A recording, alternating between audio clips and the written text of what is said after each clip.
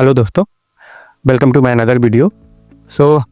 कल इंडिया और इंग्लैंड का पांचवा टी20 मैच था और पांचवा टी20 मैच मतलब आपने देखा कि कैसा मैच हुआ है। मतलब इतना ज़बरदस्त मैच कि मतलब जिस बंदे ने वो मैच मिस कर दिया, या तो जो स्टेडियम में देख रहा था उसके तो भाई जितने भी पैसे लगाए थे वो सारे पैसे वसूल हो गए होंगे। एंड देन जो कल टीवी पे भी टाइम दे के देख रहा था उसका भी, क्योंकि कल तो चक्कों की बारिश हो रही थी और संजोगवश वो मैच मुझसे मिस हो गया और मैं कल नहीं देख पाया किसी कारणवश। तो अब बात करते हैं कि क्या क्या हुआ और क्या क्या मतलब क्या क्या चीज़ें पॉजिटिव थी और क्या क्या चीज़ें निगेटिव इस मैच में हुई। तो अगर पॉजिटिव वे में देखा जाए तो फाइनली हम सीरीज़ तो ऐसे भी जीत गए थे। 5 टी20 मैच थे, 5 में से हमने 4 जीत लिए। एक तीसरा वाला टी20 मैच हम हार गए थे इंग्लैंड से। तो तीसरा वाला मैच जब हारे तो थोड़ा सा अंदर से एक डर वाला माहौल तो बन ही गया था, क्योंकि हम थोड़ा सा बहुत सारी चीज़ें खोते जा रहे थे। तो ऐसा लग रहा था कि कहीं और भी सारे मैच ना हार जाएं, कि ये सीरीज हमारे यहाँ से चली है। बट जहाँ बात रही हमारे जो बैट्समैन थे, तो हमारे बैट्समैन में जो पहले वाले मैच से जिस पे प्रॉब्लम थी वो उसी बैट्समैन में प्रॉब्लम लास्ट तक रही। और जो बैट्समैन पहले मैच से डिलीवर कर रहे थे आपको, बैट्समैन या बॉलर, वो आपको लास्ट तक डिलीवर करके दिया। ऐसा मतलब उनमें कुछ ऐसा नहीं दिखा कि उन पे उंगली उठाई है। तो पहले बात करते हैं कि मैच का स्टेटस क्या था। तो कल पहले ने इंग्लैंड टॉस जीता और इंग्लैंड ने टॉस जीत के वही वाला फंडा अपनाया जो अभी तक इंडिया अपना रहा था। पहले बॉलिंग करता था एंड देन उसके बाद बैटिंग करता था। तो वही सेम चीज़ें इंग्लैंड ने भी फॉलो की और इंग्लैंड को फॉलो करने में अब इंग्लैंड गच्चा खा गए उस चीज़ को लेके। ऐसा है तो उन्होंने पिच नहीं रीड की। तो बात करते हैं इंडिया की तरफ से सिर्फ एक चेंज था, मोहम्मद शमी आए थे अर्शदीप सिंह की जगह। और उधर से भी एक चेंज था, शोएब महमूद की जगह मार्क वुड लेके आए, क्योंकि शोएब महमूद ने अब आपने देखा था अभी पिछले वाले मैच में उन्होंने एक ओवर में ही 3 लोगों को आउट कर दिया था। आप उसमें बड़े बड़े नाम थे, संजू सैमसन को ले लो, तिलक वर्मा को ले लो, सूर्य कुमार यादव को ले लो। तो ये ऐसे नाम है कि अगर ये 8 या 10 ओवर खड़े हो जाते हैं तो मतलब आप बोल सकते हो सिंगल हैंडली मैच निकाल के ले जाते हैं। बट पता नहीं क्यों इंग्लैंड वालों ने उसको ड्रॉप कर दिया। शायद इसलिए ड्रॉप कर दिया क्योंकि शायद सीरीज उनके हाथ से निकल गई थी, कुछ एक्सपेरिमेंट करना चाह रहे थे। तो मार्क वुड को लेके आए। तो मार्क वुड को लाने से कुछ रिजल्ट में कुछ इफेक्ट नहीं, और रिजल्ट वही आया और सेम हार गई वो फिर पचवाला भी मैच। तो अब बात करते हैं कि और ये जो मैच हारी वो भी ऐसे भी नहीं, बहुत लंबा मार्जिन था। टी20 में 150 रन से हार जाना, अब 150 रन बनते नहीं है टी20 में, और 150 रन से हार जाना अपने आप में वाकई बड़ा मार्जिन है। तो अब बात करते हैं इंडिया की तरफ से। तो इंडिया की तरफ से संजू सैमसन एंड अभिषेक शर्मा ओपनिंग करने आए। एंड ओपनिंग में अब पहला ओवर देखो, पहले ओवर में ही संजू सैमसन ने अच्छा खासा चार्ज किया। संजू सैमसन ने 7 बॉल पे 16 रन बनाए, 1 चौका और 2 छक्के। तो संजू सैमसन यहाँ पे कंटिन्यूस फ्लॉप हो रहे थे पहले मैच से ही। वो लगातार कहीं जोफ्रा आर्चर, कहीं मार्क वुड, ऐसे ही किसी न किसी का शिकार बनते जा रहे थे। और सेम यही हुआ, जब ऐसे लग रहा था संजू सैमसन बैट से कम एक मैच में ऐसे लग रहा था कि विनिंग नॉक आनी चाहिए थी। मतलब उम्मीद तो यही थी, क्योंकि संजू सैमसन का भी जो इस सीरीज़ के पहले का परफॉर्मेंस बड़ा मतलब बहुत ही अच्छा परफॉर्मेंस था। उसी परफॉर्मेंस को लेकर उनका सिलेक्शन भी हुआ था, क्योंकि उनके पीछे भी बहुत सारे विकेट कीपर, आप ईशान किशन को ले लो, ऋतुराज गायकवाड़ को ले लो, इन सबको इग्नोर करके संजू सैमसन को चांस दिया गया था। तो इसके पहले वाले सीरीज में उन्होंने बहुत अच्छा डिलीवर किया है और उम्मीद ये भी थी कि इसमें भी करेंगे। बट इसमें 5 मैच में वो फ्लॉप रहे।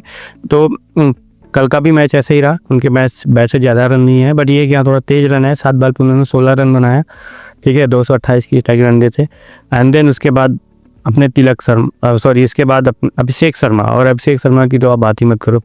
आपने देखा होगा कि पहला वाला मैच भी हम अभिषेक शर्मा की वजह से जीते थे, उसमें भी इसने बहुत अच्छा खेला था। एंड देन उसके बाद फिर कुछ मैच में, मतलब सभी मैच में इसके बैट से रन आ रहे थे, किसी में 20, किसी में 25। ऐसा नहीं था कि इसके बैट से रन नहीं आ रहा।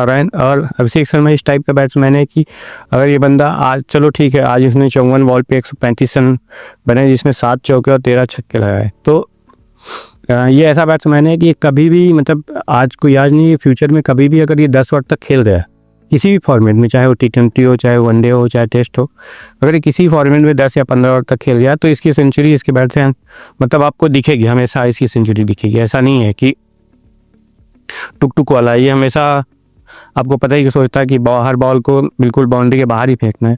तो उन्होंने 54 बॉल पे 135 रन बनाए और ये उनका दूसरा T20 की सेंचुरी थी, और जिसमें 7 चौके और 13 छक्कों की संख्या आप देख ही रहे हैं, चौकों से ज़्यादा है। तो और स्ट्राइक रन है 250।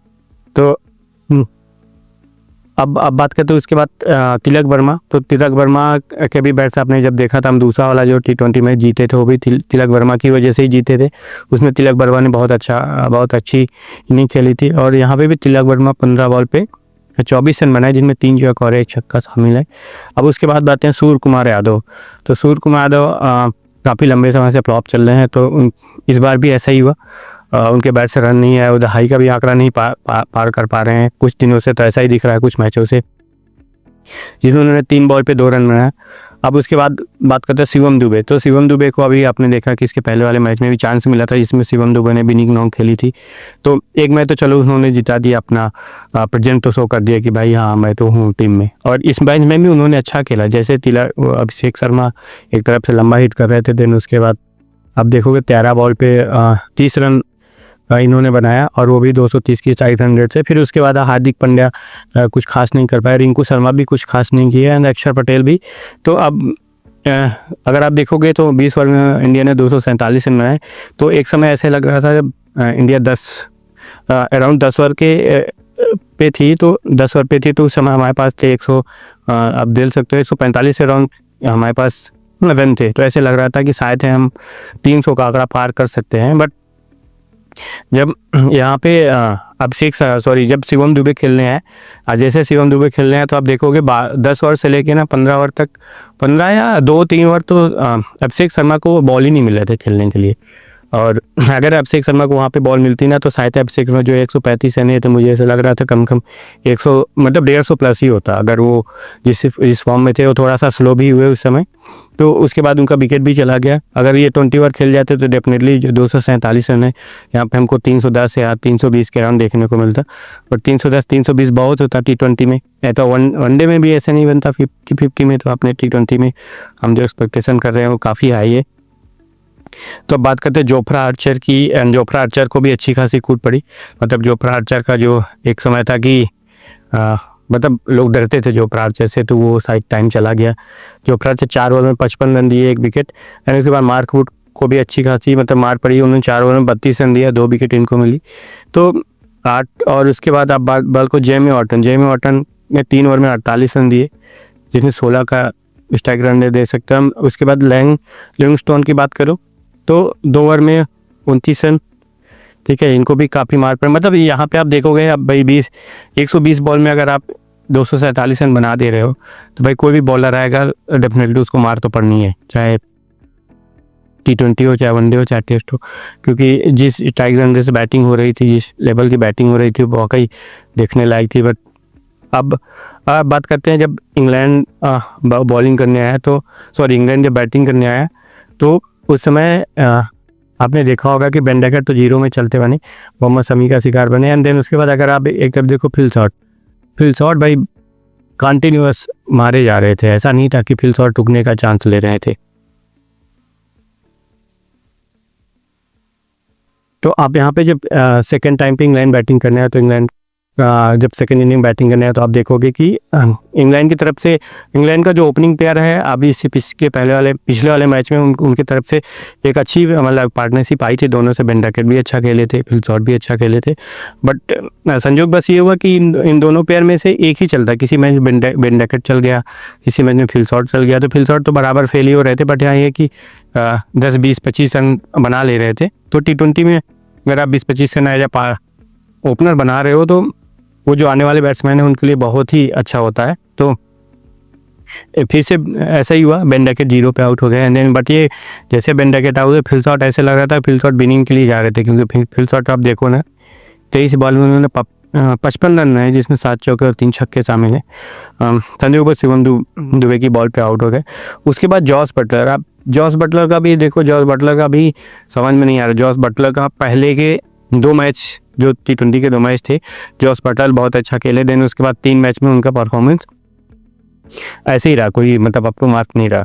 एंड देन उसके बाद हैरी ब्रूक्स कभी 5 मैच खेले, 5 में से 1 मैच में उनके बैट से 50 आई थी, अभी लास्ट वाले मैच वो भी ऐसे ही बराबर फेल हो रहे हैं।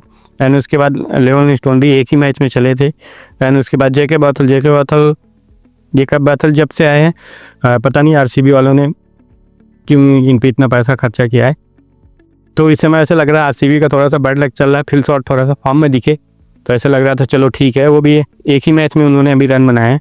तो आप देखो इसमें से 3 आरसीबी के प्लेयर हैं, एक तो फिल शॉट है, एक जेकब बैथल हो गया, लिविंगस्टोन है। तो ये तीनों कंटिन्यूस फेल हो रहे हैं।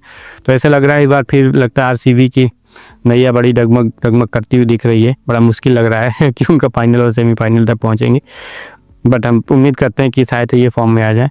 देन उसके बाद कोई भी बैट्समैन देखो जिसके बैट से कुछ रन आए नहीं, ठीक है, और पूरी 10.3 ओवर में 97 रन पे पूरी इंग्लैंड की टीम ऑल आउट हो गई।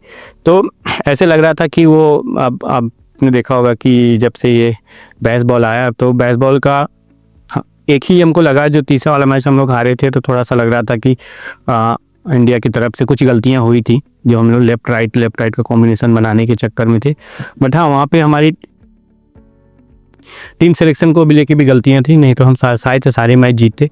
और टीम सिलेक्शन के साथ साथ हमारे जो कैप्टन साहब हैं, तो कैप्टन साहब हमारे बराबर फेल हो रहे हैं। तो थोड़ा सा कंसर्न है यही कि कैप्टन साहब, ओपनर और 1-2 प्लेयर और हैं जो मतलब डिलीवर करके नहीं दे रहे हैं। तो उनकी वजह से थोड़ा सा लगा था कि भाई जब मैच आप हारते हैं तो फिर उंगलियां उठती हैं।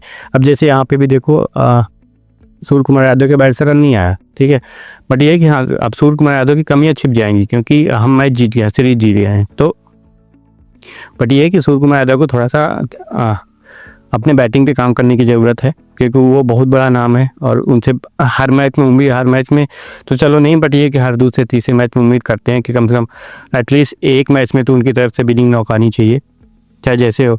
तो अगर आप बॉलिंग की बात करो तो बॉलिंग मोहम्मद शमी को 2.3 ओवर ही किया उन्होंने, क्योंकि 10 ओवर में पूरी टीम आउट हो गई थी। तो 25 रन दिया और 3 विकेट लिया।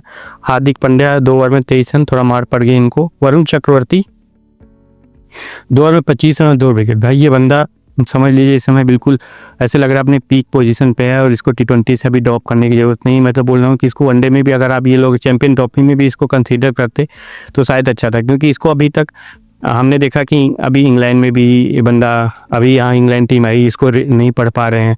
देन उसके बाद ये बंदा साउथ अफ्रीका भी गया था, वहाँ पे भी इसको रीड नहीं कर पा रहे थे जो साउथ अफ्रीका का बैट्समैन है।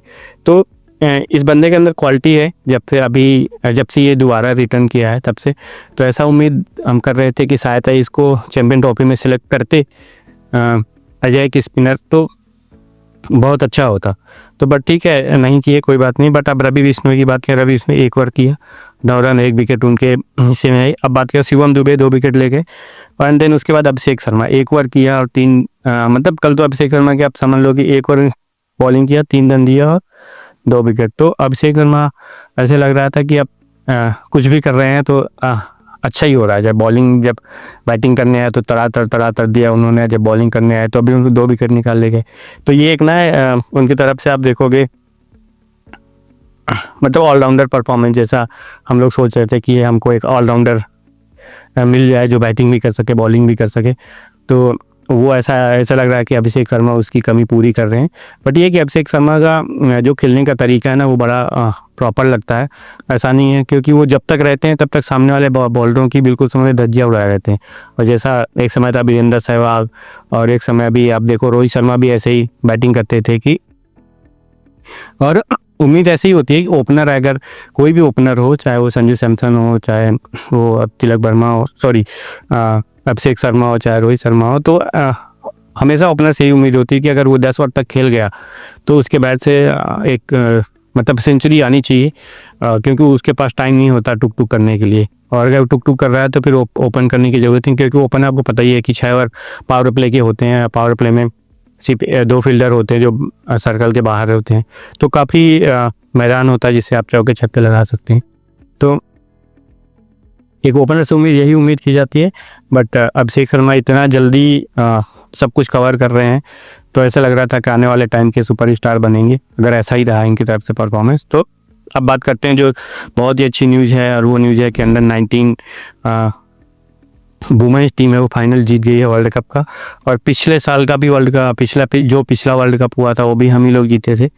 तो और ये भी हम ही लोग, ये तो हमारी जो लड़कियों की अंडर 19 टीम है उसमें से अगर आप बात करो तो सभी का परफॉर्मेंस बड़ा अच्छा था। कि मुझे नहीं लगता अभी तक इन्होंने जितने भी मैच खेले किसी भी मैच में नहीं हारे, सभी मैच में बराबर जीतते हुए चले आए। किसी टीम को तो इन लोगों ने सामने आने नहीं दिया। कोई भी टीम आई और धड़ाधड़ लोग गिराते चले गए।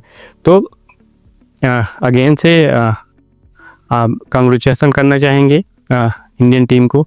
और अब देखते हैं कि ये जो अभी 15 लोगों की टीम के अंदर 19, इसमें से कितने स्टार हैं जो हमें आगे खेलते हुए दिखेंगे। ऐसा नहीं है कि अब अंडर 19 खेलने के बाद, आपको पता है अंडर 19 खेलने के बाद बहुत सारे प्लेयर गायब हो जाते हैं, ऐसा नहीं है। तो उम्मीद यही है कि इसमें से कुछ प्लेयर हमको खेलते हुए फ्यूचर में दिखें जिसको हम लोग जाने अब।